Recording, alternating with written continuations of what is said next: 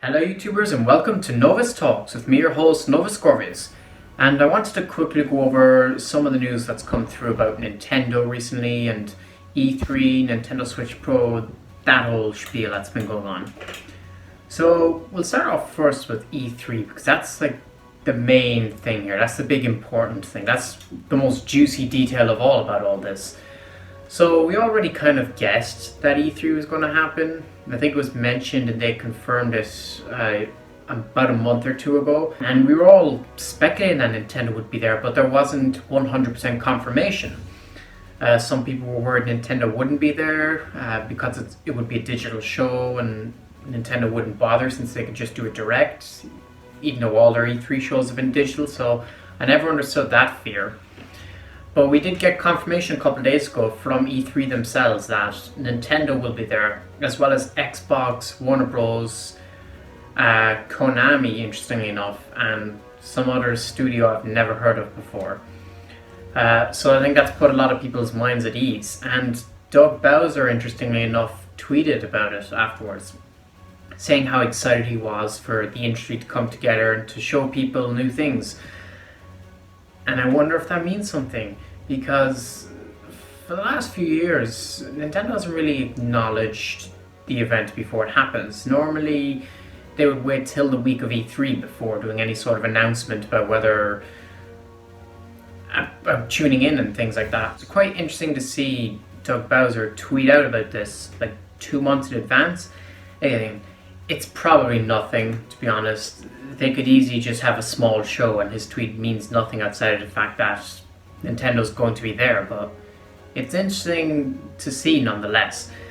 And of course, there is a lot riding on Nintendo to deliver this year. This is the first E3 in 2 years, believe it or not. And with the Nintendo Direct that happened in February, we were all really excited for it. It was an hour long. We had our hopes up. We expected a lot from that Direct and we got very little, which is kind of typical, but the pressure, I hope, is on for Nintendo to deliver at E3 because surely this is the moment where we finally start seeing some of the stuff we've been dying to see for a long time. Specifically, Breath of the Wild is the main thing that comes to mind. We have to bring up that Aonuma said during the last Nintendo Direct that they weren't ready to show the game, but that they would show it later this year. And when else other than E3 would you show it? At that time, we didn't know if E3 was going to happen. We presumed maybe in another Nintendo Direct, but E3 is happening 2 months from now, so when else would you show the game? They'll probably do a Direct in like September, October, but they're most likely not going to wait that long to show off the game. It would most likely be at the show in June. So I feel like that is a definite hit, but at the same time, this is Nintendo we're talking about. We can never 100% be fully sure about whether they're actually going to give us what we expect. And then, of course, the ever ongoing discussion about Zelda's 35th anniversary. Is that a thing that's going to happen? Probably, hopefully with any luck. I mean, again, it's Nintendo, you don't really know, but we would like to think that surely at E3, because in previous years, Nintendo have focused the entire show on 1 or 2 games. You go back to 2018, it was all about Super Smash Bros. Ultimate. 2017 was all about Mario Odyssey. 2016 was all about Breath of the Wild. So surely this year is going to have a heavy emphasis on Zelda again, perhaps. For sure we're going to see Skyward Sword, and for sure we're going to see the new Mario Golf game. I'm not going to do a full predictions list just yet. I am going to wait until probably mid to late May before doing any sort of predictions on what to expect from E3. Because anything could happen. They could shadow drop some random game in between now and then, or they could make a big announcement, and that would throw my predictions out the window. So it's best to wait before doing any announcements about that. So that'll be interesting, and I'm definitely going to keep my eye out. And I'm really excited for E3 this year, honestly. It sucked not having it last year. You could definitely feel the repercussions of that because everything just came to a stop in the gaming industry. Gaming news was just sort of sprinkled here and there, and it just wasn't the same. It wasn't organized, and it wasn't as exciting. Whereas this year, I think Nintendo and even Microsoft and Konami and everyone else that's going to be there really has the chance to show why E3 is still relevant in 2021. Aside from that, the Nintendo Switch recently got updated to 12.0, and this was interesting because, as everyone else has pointed out, nothing really seemed to have happened. It was a few bug fixes, and they updated the dock for the first time ever. And apparently they've enabled 4K support on the dock, and the project name Aula was mentioned in the firmware. Aula, if you don't know, is a codename that's supposedly been going around for the rumored Nintendo Switch Pro, which I don't really know how to think. I know I said in my video about the Tegra X1 chips that I believe it's coming, but again, I'm really up in the air on that until we see something from Nintendo. Maybe it's something they announce at E3. I don't know, they typically don't announce hardware at E3, but they have done it before, so it is possible.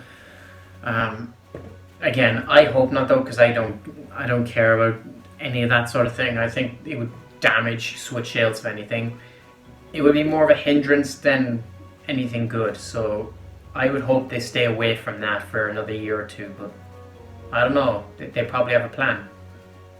But speaking on hardware, Shintaro Furukawa did an interview yesterday, and he mentioned some interesting things, that Nintendo would be focusing on new IPs going forward, as well as the usual ones like Mario and Zelda. And he also mentioned that they have ideas for new technology and new consoles, but the technology isn't advanced enough to help them achieve those ideas, which is very interesting because I like to think he's talking about the next gen console, and it really gets the ball going. Well, what possibly could they be making or planning even? The only idea we've had about what a next Nintendo console would be is back in 2019 when Miyamoto was saying that they were looking at potentially trying to change the standard controller for games and the button layouts and how exactly you interact with games. That'll be interesting to see. It sounds very risky, but Nintendo have done risky stuff in the past, so I don't know if anything will come of that or if that will even be for the next machine, but so far that was the only thing we've had to go on. And now with this, it could be seen that maybe the two are connected, but I don't know, I'm just spitballing theories there.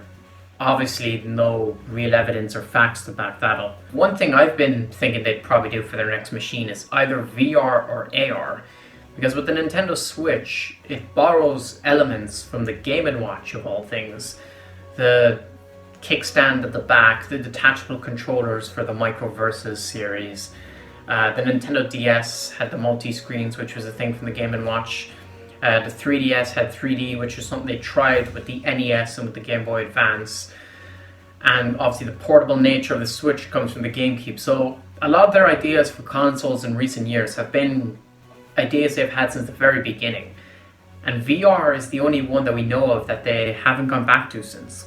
They tried virtual reality with the Virtual Boy in 1996, I think it was, and that was a big calamity because it was so awkward, really badly designed, and it was rushed out into the market.